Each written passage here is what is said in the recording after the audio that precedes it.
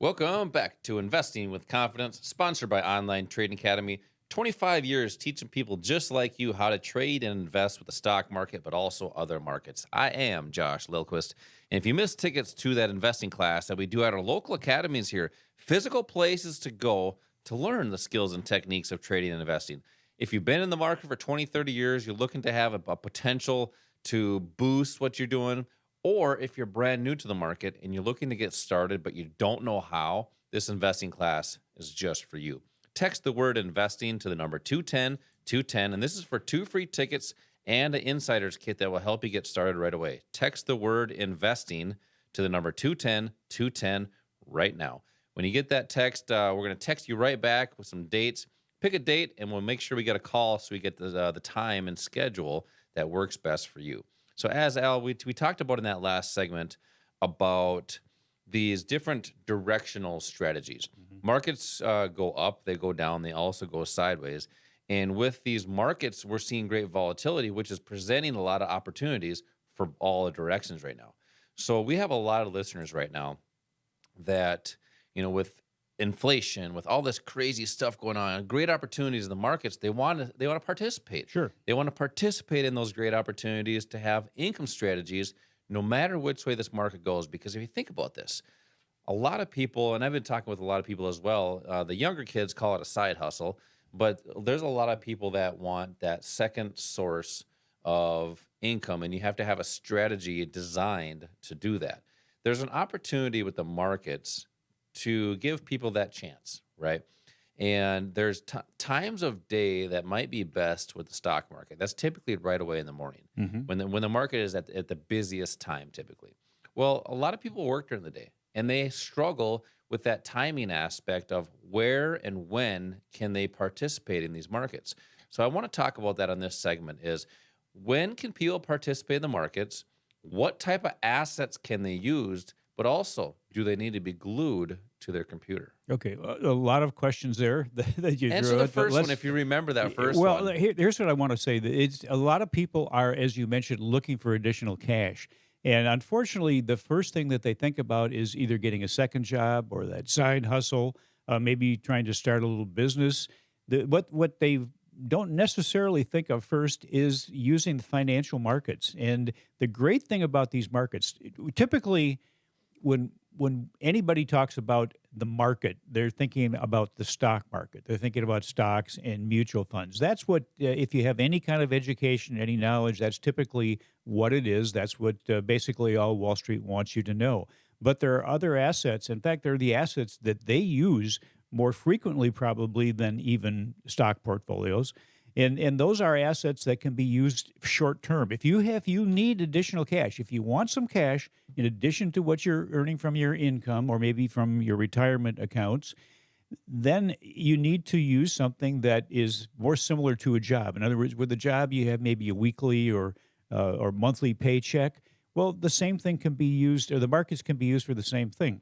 There are assets that not only are short term in their nature and in their lifespan, so to speak. In other words, you get into a position and you can get out of it with a potential profit in sometimes in a day or two or maybe a week or two, but that's more short term.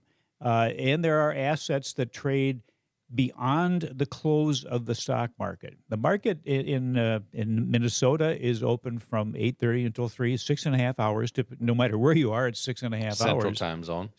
Central time zone is 8:30 to 3. How about mountain right? time zone? What's that? That would be 7:30 until 2. 2. Yep. So, and the further west you go, the earlier you have to get up to participate. Correct. But what if there were assets that traded 24 hours a day? So you could choose when you wanted to do it. Maybe you work during the day and you could trade at night, or maybe you trade early in the morning. Futures and Forex are the two assets that the institutions use on a regular basis, and those trade basically around the clock. Options is another one that the institutions use. More and more people now are trading options, and I'd say every one of the classes that I have taught in the last month to 2 months, there's been one or two people in there that have started trading options and have just lost their shorts, and they don't know what they're doing. That's why they're in these classes. They understand the benefit of it, but they don't know how to use them properly. And that's true with anything. I mean, if you get behind the wheel of a car and you don't know how to drive, there's a good chance that the outcome is not going to be very good for Yeah, you. that's a good example. When I used to be in construction, and I was a laborer at first, Right. and the first thing I went on a job site, and I was a laborer for several years, and they said, "Get in that bulldozer and start pushing dirt." Hmm. So I said, "Okay, here I go. Here I am, a laborer. I can go sit in a nice, cool machine with air conditioning." I get in there, Sure. and there I sat. Yeah. It's just because I did not know how to do it. So what did I need? I needed a little bit of training. Somebody, the superintendent said, "Hey, this is how you go forward. This is how you go backwards, and this is Right. how you move the machine." Same Yeah. thing in the Yeah. options market. You just got to learn how to do that. Exactly. But the benefits that are available in all three of those markets, the options market, futures, and Forex, are significant. They have leverage. All three of them have leverage, which is how you really maximize the benefit of your investment dollars. We always use the analogy of a mortgage, and I Hmm. think that's probably the best analogy. If you buy a $400,000 house, you can do that with maybe a $30,000 or $40,000 down payment. Now you control the $400,000 asset for 30 or 40,000. That's leverage. You can do the same thing in the markets, but But you're just real quick here, just so our listeners understand, you're not talking about needing $30,000, $40,000, are you? no, no, no. I'm just using that as an example Okay. with a mortgage. No, So but in the market, they can use less capital, and this is kind of comparing to the stock market. So maybe 2,000, 3,000, or yeah. maybe a few hundred to control a position, right? Exactly. Okay. So Just that clarifying. the benefit of leverage is twofold. Then, and the institutions are using it. They're not putting a portfolio together with $50 or $100 or $1,000. They're investing millions of dollars in using leverage. But the great thing for the public is that because the leverage, you can have a small account, as Josh mentioned, maybe an account as small as $2,000 with the potential of controlling something worth $100,000. That's really maximizing the value of that account, and it allows more people to participate in assets that have high prices that they normally wouldn't be able to do, say, in the stock market. If you're looking at Tesla, you want to put a position together in Tesla. Well, it's over $900 a share. If you want to put together 100 shares, that keeps a lot of people out of the market. But with options, for example, you could put a position together for several $100s and still control the movement of 100 shares of stock. With options, again, you have the leverage. You can use options as protection, as an insurance policy for your portfolio. With the futures market, you have the opportunity to invest in a number of different things that are not all correlated like stocks are. So if in a correction or crash, pretty much almost all of the good companies are going to get sucked down with the bad companies because of a high correlation there. Yep. Within futures, you can trade things that have no correlation, commodities, for example, in the stock market, a number of different things. Yeah. Just to give us some examples too. I mean, a lot of people aren't in the market because they think they don't have enough money. And that's almost true with the stock market because I mean, for example, the Apple right now is roughly around 173 bucks per Right. share. Hmm. If an investor wanted to buy 100 shares of that, they're tying up $17,000. And then you can't do anything else with that $17,000. So you're not very efficient with the capital that you have. By the way, maybe a lot of our listeners don't want to use $17,000 because they either don't have it or they're not comfortable doing that yet. Well, why not use one of these leveraged assets where, as Al is talking about, like say in the Forex market, you get 50 to 1 leverage. So if an investor has a $2,000 account, as he was talking about, at 50 to 1 leverage, it'll act like $100,000. So basically, you're capital efficient. You get more buying power with the dollars that you have. So it allows people to get in the market and do it more comfortably because they're using less capital. And I know we're kind of bringing these topics to you guys on the radio, and that's why we have these investing classes at our local academies near you. We have classes all over the world, but if you're listening to the show, we have a class probably within 10, 20 miles of where you're listening right now. So come to one of these classes, see what these different assets are, see how to be more efficient with the capital that you plan on using. So get your phones ready. I'm going to give a text number so you can text in for a free investing class. These are local, but also a quick start kit that has some different techniques and concepts, but really how to get started with some of these assets right away. Text the word investing to the number 210 210. That's text investing to the number 210 210. So Al, you work with a lot of people here at the academy, and one of the common questions that you get, I know I get this as well, especially in these investing classes, is I don't have enough time to do this. I have a job and I got some kids and I got, young kids, I got high school kids and we're doing things. So they want to be able to do things off hours like you were talking about with these Hmm. markets being 24 hours a day. But a lot of this, I guess one of the misconceptions of trading and investing is people think you have to be glued to your computer screen. Now, I want you to kind of explain what that really looks like as a trader or investor. The movies portray it to be it's great entertainment. Smoking a cigar at a computer screen, drinking scotch, emotional, sweating. That's not how trading and investing should be.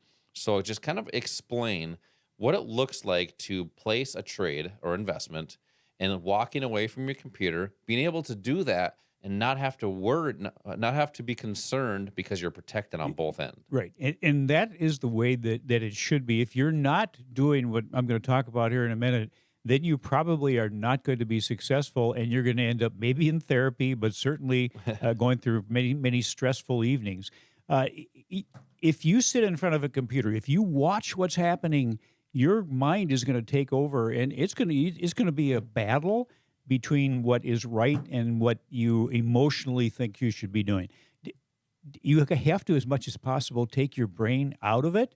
And we do that by showing our students how to use a strategy that is designed to follow the people that are successful and use a step-by-step rules-based strategy to do that. It's a pattern. We are helping you identify patterns that the big institutions, the people that are successful, are leaving on a price chart. Once you identify those patterns, you start reacting to the pattern. You keep your brain out of it. But what we want you to do is learn how to identify those patterns, which we teach you. That's our core strategy. It's part of our education. Once you do that, then you put together a trade based on what's going to give you the greatest probability of a trade or investment being successful with the greatest amount of profit and the least amount of risk. You set a trade, you preset a trade. So before you're in the trade, your broker already has the information, knows exactly what price you're going to pay to get in, what your protection is going to be, and what your target is going to be, what your profit is going to be. Then you just let the software do the work. So you set the trade and then go out and have some fun. Enjoy your life. Enjoy the limited amount of time we all have. And know that if you're wrong, and by the way, let's be honest, everyone is going to be wrong occasionally. But if you're wrong and you do this the right way, any potential loss you have is going to be a small loss. What can a small loss never become? A big loss. And if you eliminate those big losses, you'll have small wins that will offset those small losses, and then you have left the big wins that are out there. But if you preset that trade properly, if you're wrong, you have a small loss. If you're right, your profit is going to be protected. And I think one of the mistakes that most public traders, most of the retail traders make is not knowing how to identify where to take a profit. And what happens because of that is that they take a profit too soon and they leave a lot on the table, or they stay in too long and they let the profit be taken away. And one of the questions I always ask people in the class, I'll do an example on the board. I'll draw an entry to a trade and then have that trade start going in your favor and ask them how they set their target. Where are they going to get out?